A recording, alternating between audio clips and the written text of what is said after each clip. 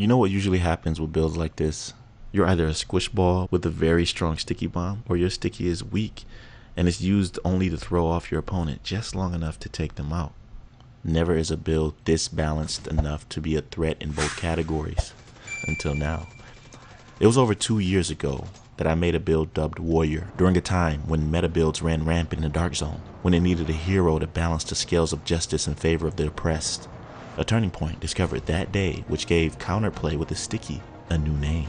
Well, that time has come again. Heartbreaker has inadvertently caused a seemingly unbeatable meta to have been created, one that has rendered flatline useless in PvP and causes skill builders to cower before them. This has to be stopped, and I believe I have just the remedy.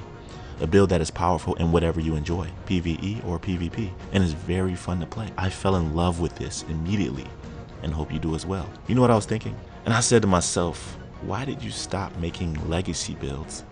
Back in the days of the Liberty Technician, Impregnable, Burst Trauma, when the game was in total hype mode. Y'all know what I'm talking about. Those days, the feelings of nostalgia they give me are like no other. But one build in particular has compelled me to bring it back. This one right here, Warrior Volume 2. And I will discuss with you both playstyles for PvE and PvP. I've been noticing something lately about my build videos. I've been making a lot of them with Y'all gear, which is possibly the rarest brand to attain in a game. On top of that, the way to get it is to go in the Dark Zone, which so many of you do not like. I mean, even if the DZ vendor is selling some Y'all gear, you still need to go into DZ to farm credits. So I apologize. I'll make my builds more easily accessible. It's just that I feel this burning desire to fight against what plagues PvP, and I can't help it until I feel satisfied. But for this build, as you can see, none of the gear is hard to get and you can still dominate. All that's left are the right rolls and you're good to go. Now let me explain to you its purpose. Status effects is possibly the most dangerous attribute to have, and when it's stacked, you can do so much with it. From the skills perspective alone, anything with bleed, fire, disrupt will devastate the masses. But let's start with the primary weapon. And don't forget about the weapons we have already just because we got all these new toys. The capacitor still remains king when it comes to skill builds. You can literally turn a skill build into a DPS while maintaining the skill power. This build is just one example. Every skill tier I have increases the weapon damage and stacks the skill damage the more I land shots, up to 40.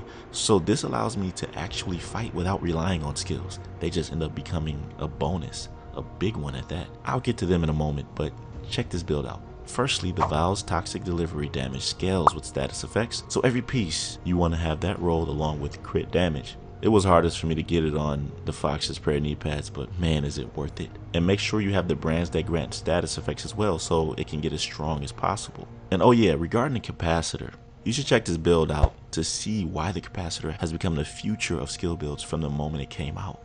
The link will be in the description. Now for the build, I want to emphasize the importance of this talent combination I have. I don't think I've ever done it before. Spark on a Fenris chest piece for the AR damage, and Wicked on the backpack. I wish I had a better rolled chest piece. Every other piece I have is how I want it to be. It's almost perfect. And against players in PvP, these talents are both unavoidable bonuses that you gain, which makes you a real threat. Because Spark activates automatically if you damage an enemy with any skill.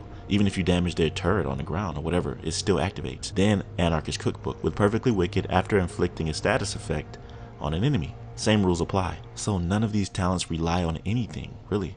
This build is very easy to get the damage bonuses for it and super fun to play. And you're hitting so hard with the capacitor because of the Fox's pair of knee pads and weapon damage gained from skill tiers. Not to mention contractor's gloves. And I was going back and forth trying to decide if I wanted to use these or the firm handshakes for the status effects. But listen here, the contractor's gloves are too good to replace, and that's mainly for one reason. Maybe two. But as I explained in that video I told you to watch about the capacitor, it has something special about it that you may not realize.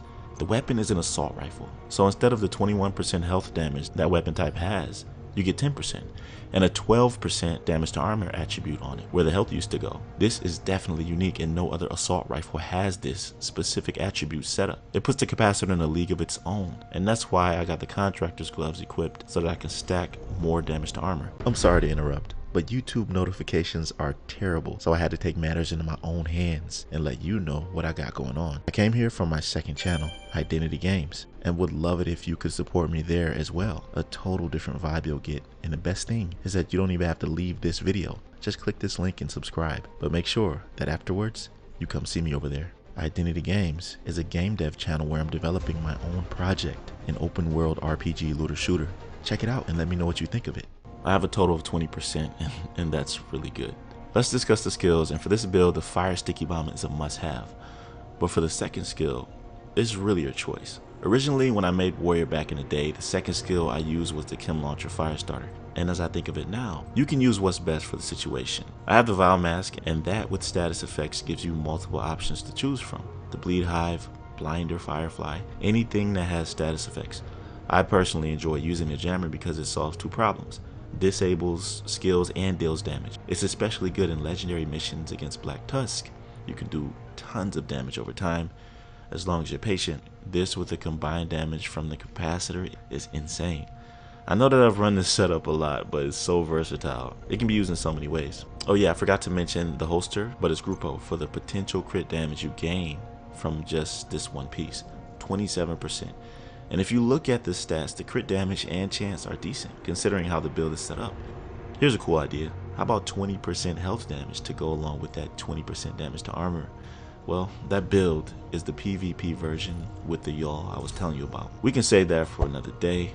Tell me down below what you think of this build, and if you got value out of it, then hit that like button and subscribe to my channel if you're new.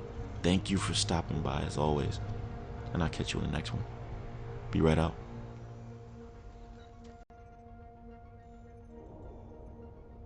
Hello again everybody, and I just want to thank you again for supporting me. We've surpassed 1,000 subscribers and we're still climbing. This journey is a long one and I'm definitely glad to have you by my side. For those who are new here, I'd appreciate a like on the video and subscribe for all things game dev. Now let's get into episode 12 of the Identity Rebels devlog series. The last few episodes were huge for the channel. I did a 6-month reveal of what I've been up to during that time, and trust me, it was a lot, and so much progress has been made with the project. That video led to episode 11 where I discussed the open world and what I plan to do with it.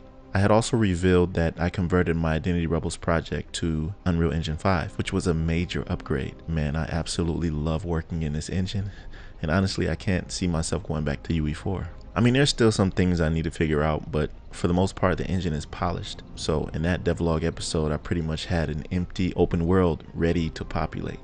Here's what I have so far, but I'm not done with it quite yet, and we can come back to it because that's not what this episode is necessarily about. It's about, as I stated in the title, mastering the art of NPC AI combat. I say that because it's very important that when fighting NPCs that it feels real too.